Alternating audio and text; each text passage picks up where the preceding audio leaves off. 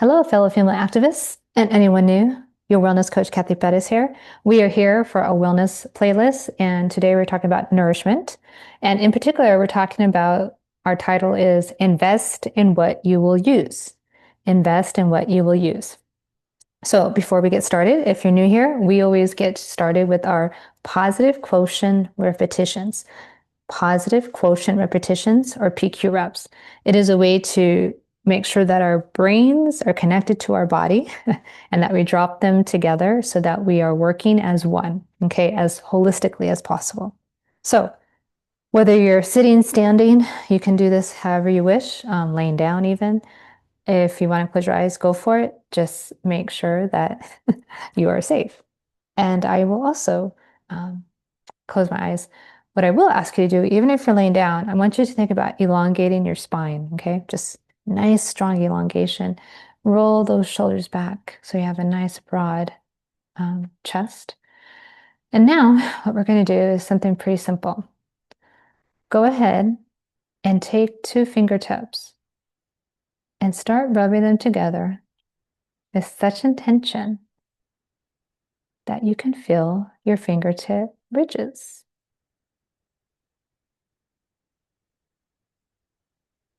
What sensations are you feeling? Don't overthink it. Maybe you can feel your fingerprints.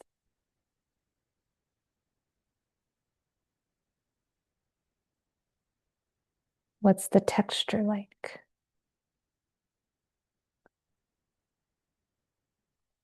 Now, let's go ahead and put our palms together.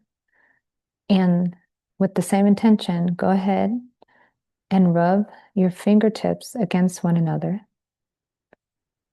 with such intention that you can feel those fingertip ridges. Notice anything you notice.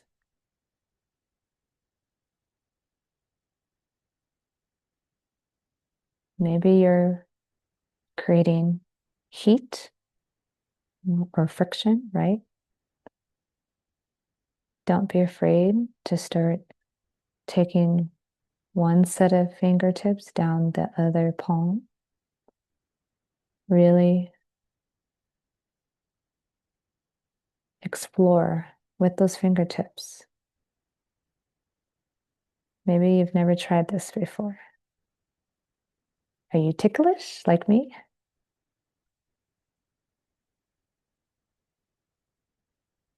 Can you feel all the little indentations, all the lines?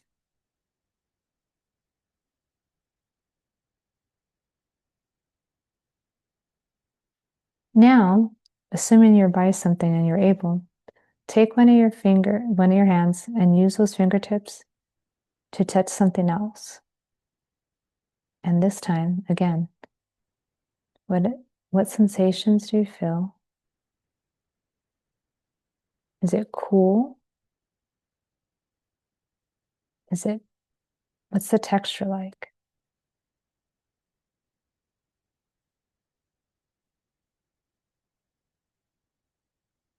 Is it cool? Is it warm?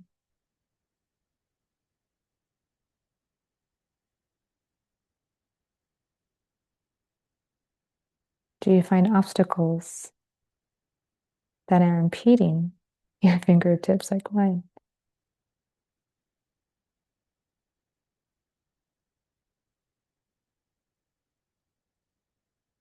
And when you're ready, feel free to blink your eyes open if they were. And here we are. Now, depending on where you were at mentally before we started, you may not feel much different. But if you were maybe feeling a little bit frazzled, or maybe you were just getting done with something energetic, this might have hopefully brought you down to a more neutral level with your nervous system. And that's the idea. So today, again, is nourishment. We're talking about the nourishment pillar for wellness. And it's something really quite, interesting how even as someone like me, I'm a wellness coach, right? That I give into FOMO and I want to find out a lot about like all the latest cool, gadgets, so forth and so on. Well, that's what I'm getting at here. But when it comes to nourishment, remember, there's a lot of neat ways that we can simplify our nourishment, right? Maybe that's getting into a meal prep service, right? Maybe that's, going to cooking classes. Who knew, right? I mean, maybe you want to get more practice in as learning how to utilize different types of, right? Whether that's, cutlery or, using the right type of pan, like getting your research done, right? But sometimes we can get a little overzealous. And what I want you to understand is nourishment doesn't have to be crazy. It doesn't have to be expensive. If you choose to invest, and this might actually be a pretty short video, but if you choose to invest in anything when it comes to nourishment, make sure one, yes, get research in. And two, are you truly going to use it? Meaning, I talked right now about all the coolest gadgets, all the coolest trends, blah, blah, blah. Now, I have never really given into such, you know, uh, I guess you could say materialism. I like learning how to perform tasks, right? So that's what I a lot of times use YouTube for is I will learn, okay, what's the best way to cut this, piece of fruit or whatnot. What I don't give into, and this is what I'm trying to get at, is I don't invest in every single, item that you might find at a Pamper Chef party. And I only use that because my sisters have a ton of Pamper Chef items that they seldom use, right? And again, the products themselves are pretty, well made. So I'm not knocking the pricing for them. It's an investment in some cases, right? And unfortunately, unless you're actually using something quite often, you're not getting that investment back. I'm all about ROI, return on investment, whether that's in a theoretical sense or in the literal sense, okay? So return on investment, right, means that I put so much investment into this item, this idea, this task, and I'm going to get some type of return on it. Okay. When it comes to nourishment, you don't require like a ton of, industrial products, let's just say. And I mean industrial meaning like sometimes you don't even really need a full range stove slash oven. Maybe you can get it now. People will say, oh, you shouldn't use microwaves. I get it. But you know what? We're living in very, very hard times. Okay. And even in the very privileged US, if you have a microwave, guess what? That might be your only way to heat up anything right now. And I mean that literally because people are hurting when it comes to not having enough resources, like enough energy. Okay. And you may think, oh, well, you live in the US, you should have. No, guess what? Every time there's a major storm, many communities lose power. Okay.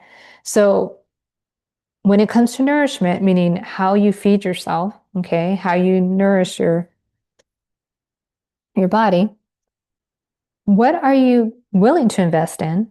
And then is it going to be used? You know, here's a great example. And I would probably say that this is overall a good idea. If you have the ability, I've seen a video recently about how portable solar generators, right, are really becoming very popular, as they should, I think. I think that's a wonderful way, not only, right, to supplement what hopefully would be just regular, power coming into one's residence, but maybe, again, the affordability issue. Now they have portable generators that could hopefully offset the cost of having to run the AC, right, from your local energy provider. I live in a desert. Solar, like our whole state could be run on solar had there not been greed, capitalism, right? Like there is no reason here to ever dig up any natural resource again because of our solar. Like we were known for citrus growth, okay? And everyone needs, citrus. I'm not saying that was a bad thing, but we were known for citrus, copper. There was the 5 C's, and I forget what they were. We learned them when we were little. Citrus, copper, cattle. Oh, I forget the other two. Anyway, long story short, guess what? You do not need to dig up all the copper and contaminate all the reserva all of the tribal lands um, just so that they can get more copper, right? What I'm getting at is that it is so easy to supplement what could be really high energy bills with something like an investment in solar because it could help you, okay, during the times where maybe the energy is not going to be affordable. But also, let's say when there is some type of natural disaster and you're not going to have your electricity, turned on for a while, you have something to back up, which means you can cook, which means you can still heat your house and you can still have running water, both cold and, heated water. So when it comes to nourishment, anything, okay, that you believe is going to be a major return on investment is going to be useful. So I saw another video on YouTube where this person had an Instant Pot, and literally every time they were making a meal, it was the Instant Pot. They were, showcasing the Instant Pot. I'm sure they were sponsored by Instant Pot or something. But what I'm getting at is that Instant Pot, it freaking does like 10 different functions. It has like 10 different functions, right? You can air fry, you can steam, you can pressure cook. I mean, like, the list goes on and on. That is a really good return on investment because you are making millions of meals, right? Maybe not millions, but you're making a slew of meals all year long. And it is so quick. It is so functional. Now, I'm not here to, I'm not sponsored by any of these, but what I'm getting at is that when it comes to your nourishment, you don't have to go crazy. You do not have to buy every single cool little gadget that you think is necessary for, a particular recipe or, one particular time that you're going to, like if you eat a lot of pizza, guess what? Maybe getting one of those, I know that they actually are really small now, like these, they're like panini press, right? Like, but for pizzas, right? If you eat a lot of pizza, that makes sense. Invest in a little, and I forget, I should have looked it up. I didn't know I was going to talk about that. But anyway, invest in what you're going to use. Okay. And that goes for food. If you're like, let's say you are vegan or veggie curious, and so you start, experimenting with a lot of different recipes that you're not used to. Well, that's fine. But guess what? Make sure that you only buy enough and that you don't go crazy because if a recipe calls for, let's say 2 tablespoons of said item and you don't plan to ever use it again, guess what? You've just wasted whatever amount of money you spent on that item.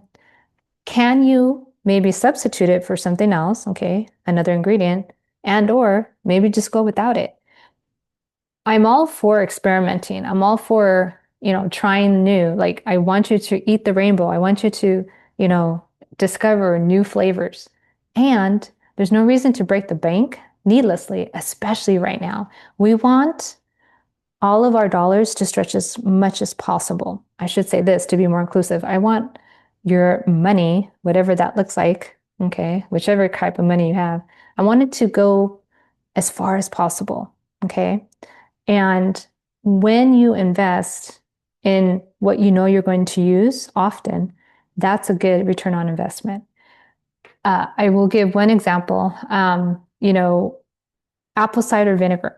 I don't like apple cider vinegar, but, okay, or I should say, and just because I won't necessarily use it in the recipes that I've tried doesn't mean I can't use it for other reasons. Do you know that apple cider vinegar, if you put it like on a corn or a wart, it can actually clear the wart. It can clear, at least in my case, it cleared I want to say it was a corn. What does it do? It is so powerful that it can burn literally, the corn goes away. I dressed the corn for at least, a few days and it actually, started to go away. I kept using the apple cider vinegar, on a little gauze and would cover that same place. I wore it, or rather, I should say, I used the vinegar so long that I started to actually burn. And I realized what I was doing, but the vinegar is powerful enough that it started to break my skin, meaning the corn had finally gone away, but the apple cider vinegar was so effective that it was starting to burn the rest of my skin once it got through the corn. So apple cider vinegar, while not always something for me, again, I have a very delicate stomach. I don't use very acidic stuff.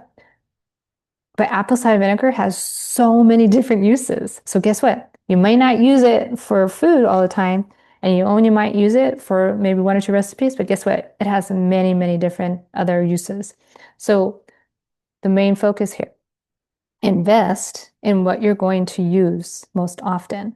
So you know what? I would say any recommendations, go for the Instant Pot. Go for like a multifunction air fryer, like that can just get air. There's these new ovens, right? That you actually program it and then you put whatever meals are prepared through it. Like it's crazy.